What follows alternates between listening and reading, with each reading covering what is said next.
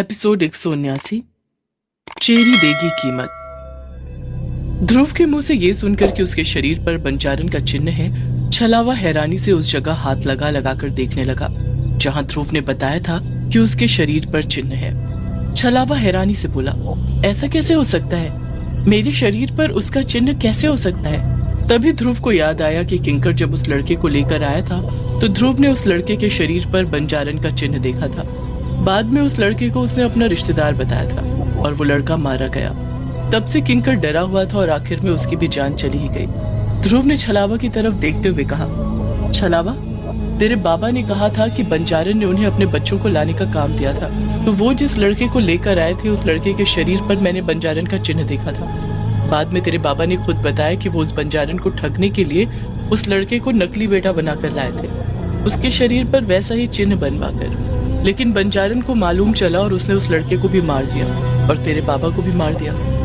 तो मुझे लगता है कि इन्हीं सब की वजह से तेरे बाबा तुझे भी लेकर आए हो, तेरे शरीर पर भी ये चिन्ह बनवा कर कि वो बंजारन को कह सके कि तू उसका बेटा है। लेकिन तू छोटा रहा हो और तुझे पालते पालते उन्हें तुझसे लगाव हो गया होगा, तुझे बंजारन के हवाले ना किया हो। ध्रुव की बात सुनकर छलावा को ध्यान आया कि बचपन से ही उसके बाबा कभी भी उसे बिना कपड़ों के नहीं रहने देते थे। बाकी बच्चे जब भी गर्मियों में या कभी कभी नदी में नहाते थे तो बिना कपड़ों के नहाते थे, लेकिन उसके बाबा हमेशा ही उसे शर्ट में रखते थे। उसे कभी भी किसी भी मौसम में बिना शर्ट के नहीं रहने देते थे। छलावा को कभी ये चीजें समझ नहीं आई कि आखिर उसके बाबा ऐसा क्यों कर रहे हैं, लेकिन अब उसे ध्रुव की बात से कुछ कुछ समझ आ रहा था और अपने मन में उसने कहा, कहीं ऐसा तो नहीं कि ध्रुव जो कह रहा है वो सच है और इस वजह से क्योंकि मेरे शरीर पर बंजारन का वो चिन्ह था, बाबा ने मुझे हमेशा ही कपड़ों में ढक कर रखा ताकि कहीं कोई मेरे चिन्ह को ना देख ले। अब छलावा को समझ में आ रहा था कि छलावा भी एक अनाथ था और जो लड़का मारा गया है वो भी अनाथ था, उसका भी कोई नहीं था। तो शायद उसके बाबा ऐसे ही बच्चों को या लड़कों को ढूंढा करते थे जिसका आगे पीछे कोई ना हो और उसके शरीर पर ऐसा चिन्ह देकर उसे बंजारन के बच्चों की तरह खड़ा कर रहे थे ताकि वो बंजारन को जतला सके कि वो उसके बच्चों को ढूंढ रहे हैं। लेकिन बंजारन के सामने उनकी ये चाल नहीं चली और उसने जैसे ही पहले बच्चे को बंजारन के सामने लाकर खड़ा किया, बंजारन समझ गई कि वो धोखा दे रहे हैं और उसने गुस्से में आकर उस लड़के को भी और उसके बाबा को भी, दोनों को ही मार दिया। तभी बाहर से पुजारी जी की आवाज आई और वो छलावा को जल्दी आने के लिए कह रहे थे।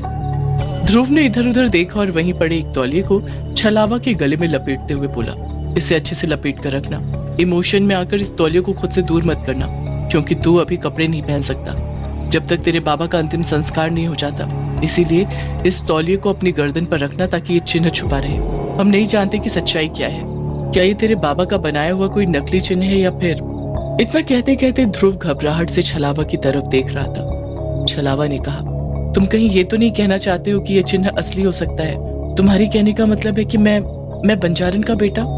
ध्रुव छलावा से कुछ नहीं बोला। छलावा ध्रुव की आंखों को साफ पढ़ सकता था, वो समझ सकता था कि ध्रुव क्या कहना चाहता है। छलावा को खुद यकीन नहीं हो रहा था कि उसके साथ ऐसा कैसे हो सकता है। ध्रुव ने छलावा के कंधे पर हाथ रखते हुए कहा, देख, मुझे नहीं पता क्या सच है क्या नहीं। सच कहूं तो एक तरफ से सोचा तो मुझे नहीं लगता कि तू बंजारन का बेटा हो सकता है, क्योंकि बंजारन के बच्चों में बंजारन की शक्तियां थी और तू तो एक मामूली इंसान है। हम इस चिन्ह के बारे में बाद में जांच करेंगे, क्योंकि ये राज जानना हमारे लिए बहुत जरूरी है। अगर ये नकली चिन्ह है तो मैं तुझे अपने साथ शहर ले जाऊंगा और वहां किसी टैटू आर्टिस्ट से इस चिन्ह को बदलवा दूंगा, क्योंकि टैटू या गांव में होने वाले गोदना कभी हटते नहीं हैं। इनके साथ कुछ करवाने की कोशिश करूंगा ताकि तू हमेशा के लिए इस मुसीबत से छुटकारा पाए।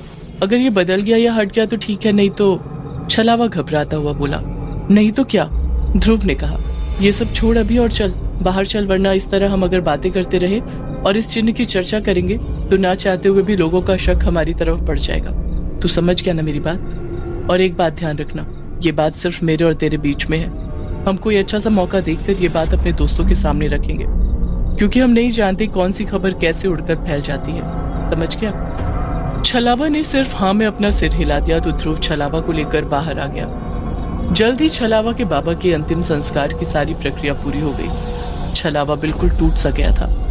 पहले भी छलावा की जिंदगी में कोई नहीं था उसके बाबा के अलावा, और अब तो बिल्कुल ही कोई नहीं रह गया था। अब छलावा को अकेले उसके घर पर छोड़ना ठीक नहीं था, तो विक्की और तारा को ये लग रहा था कि छलावा के बाबा चल बसे हैं और छलावा पर बंजारन का खतरा है, इसलिए उसे अपने साथ रखना जरूरी है। लेकिन ध्रुव छलावा को इसलिए अपने साथ रखना चाहता था क्योंकि वो जानता था कि छलावा के शरीर पर जो चिन्ह है वो कोई मामूली चीज नहीं है, और जब तक उस चिन्ह का मामला नहीं सुलझता तब तक छलावा को अकेले छोड़ना ठीक नहीं था। सब छलावा के दुख में उसका साथी बनने में लगे हुए थे। दूसरी तरफ अनन्या के मन में एक नया डर बैठ चुका था। वो समझ चुकी थी कि छलावा के बाबा और उस लड़के के साथ जो कुछ भी हुआ है, इसका मतलब साफ है कि बंजारन अभी घायल शेरनी की तरह है। तो जाहिर सी बात थी, ऐसे में उसे ये पता चलना कि अनन्या उसके किसी काम की नहीं है तो बंजारन शायद अपने आपे से बाहर हो जाती, और अनन्या इतना बड़ा रिस्क इस वक्त नहीं ले सकती थी।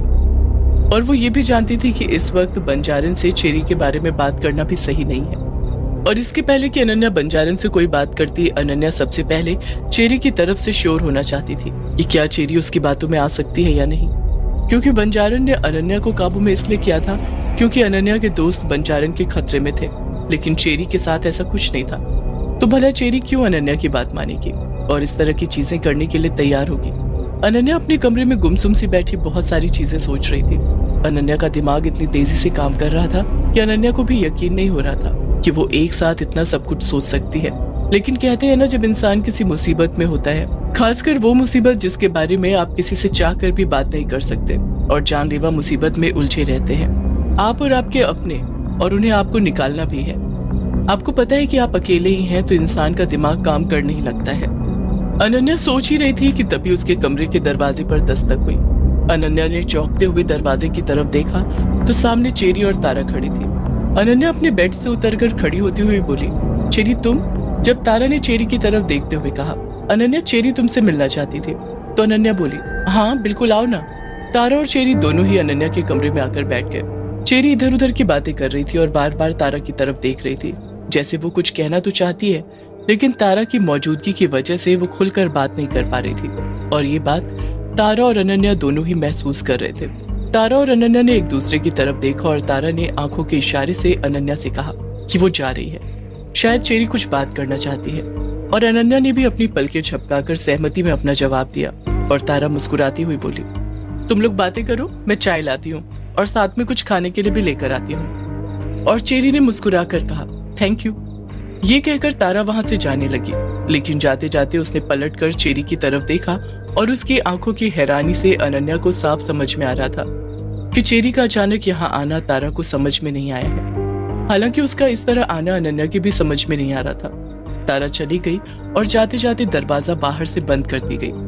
अनन्या ने देखा चेरी की नजरें इधर उधर तेजी से कमरे में घूम रही हैं। उसके चेहरे की घबराहट और उसके चेहरे का लहजा साफ बता रहा था कि चेरी कुछ बात करने तो आई है, लेकिन वो खुद उलझन में है कि वो कैसे बात करे।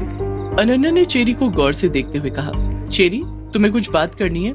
चेरी बोली, हाँ मेरा मतलब है, नहीं मेरा मतलब है मैं बस तुमसे मिलने आई थी। अनन्या मुस्कुराती हुई बोली, हम इतने अच्छे दोस्त तो नहीं बने कि हम एक दूसरे से मिलने एक दूसरे के घर जाएं। तो अच्छा होगा कि तुम इधर उधर बात को ना घुमाते हुए सीधे मुद्दे पर आओ, क्योंकि मैं अच्छी तरीके से जानती हूँ कि तुम किसी न किसी काम से ही आई हो। चेरी अनन्या के नजदीक आती हुई बोली, यू आर राइट अनन्या, मैं किसी काम से ही आई हूँ। इनफैक्ट मैं तुमसे हेल्प मांगने आई हूँ।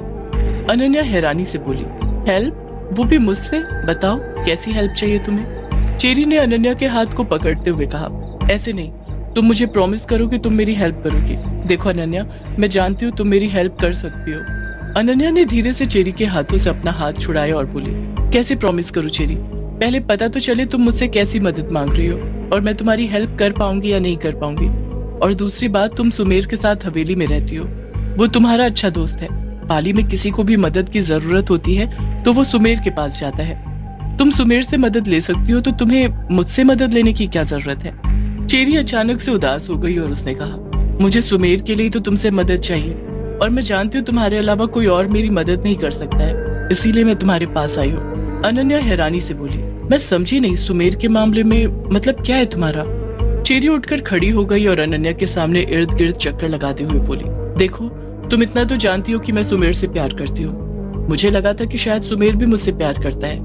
वो जब सालों पहले इंडिया आया था उस वक्त हम एक दूसरे के बहुत क्लोज थे। तुम यकीन नहीं करोगी, सुमेर मुझ पर जान दे सकता था, लेकिन जब से मैं यहाँ आई हूँ सुमेर मेरे साथ बिल्कुल अजनबियों की तरह बिहेव कर रहा है। बुरा मत मानना अनन्या, लेकिन मुझे लगा था कि शायद तुम सुमेर के नजदीक हो, इसलिए वो मुझ पर ध्यान नहीं दे रहा है। और कहीं ना कहीं मुझे तुमसे नफरत सी होने लगी थी कि तुम मुझे सुमेर से अलग कर रही हो। लेकिन ये मेरी गलत फहमी थी। अब मुझे यकीन हो गया है कि तुम्हें सुमेर में कोई इंटरेस्ट नहीं है, लेकिन सुमेर को सिर्फ तुम में इंटरेस्ट है। मैंने कई बार नोटिस किया है कि वो कोशिश करता है तुम्हारे क्लोज आने की।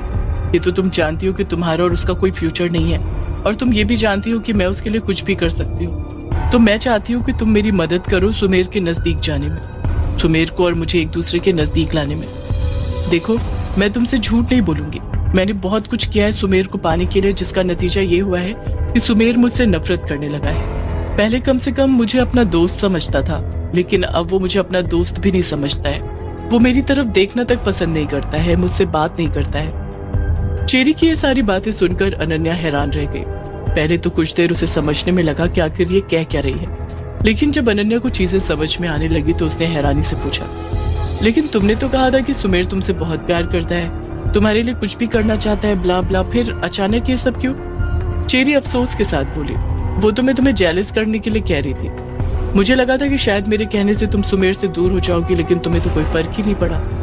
मैं भी कितनी बड़ी स्टूपिड थी, ये नहीं समझ पाई कि तुम्हें कोई दिलचस्पी नहीं है। एनीवे, तुम बताओ, मेरी मदद करोगी ना सुमेर के नजदीक आने में? देखो, मैं उसके लिए कुछ भी कर सकती हूँ, उसको पाने के लिए मैं किसी भी हद तक जा सकती हूँ, कोई भी कीमत चुका सकती हूँ। तुम जो बोलोगी मैं करूंगी, बस सुमेर को मुझे वापस दिला दो। अनन्या ने कहा, वो सब तो ठीक है चेरी, लेकिन मैं कैसे हेल्प करूँ तुम्हारी? मुझे खुद समझ नहीं आ रहा। चेरी बोली, तुम सुमेर के मन में अपने लिए नफरत जगा दो।